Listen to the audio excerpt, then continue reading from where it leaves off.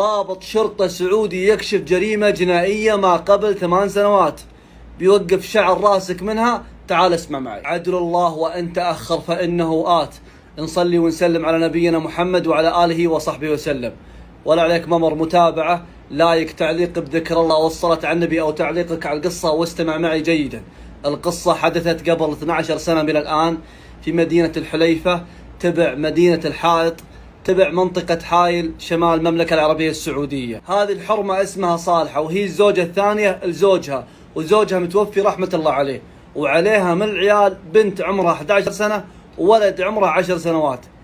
عيال زوجها من الزوجة الأولى كبار وأكبر منها، أكبرهم راضي، وكان راضي هذا دايم يدخل عليها بيتها ويضربها ويعنفها. عيالها صغار ما يقدرون يسوون شيء، وكان ما لهم يعني سلطة ولا لهم ولاية إلا تحت أخوهم هذا، وكان مرة معنف أمهم تعنيف غير طبيعي.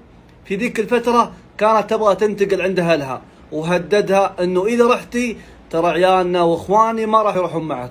فاصبرت على الهم وعلى الغم وعلى التعنف وعلى الضرب لجل تجلس مع عيالها، ولكن ما حدث بعدين لا يحمد عقباه. في عام 1433 تقريبا دخل راضي البيت زوجته أبوه اللي اسمها صالحة.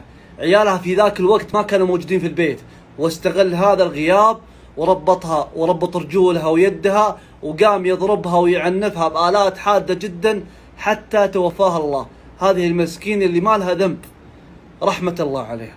في هذا الوقت ويوم درى انها توفت مصيبة وحلت عراسه، راح واستنجد بأخوه واخته الأشقاء اللي من أمه وأبوه، قال مصيبة وحلت ولازم تساعدوني ولا رقبتي بتروح فيها. فعلا جو وساعدوه وشلوا عمتهم اللي هي اسمها صالحة وودوها المدينة الحائط، وهناك حفروا حفرة عشوائية ودفنوها فيها.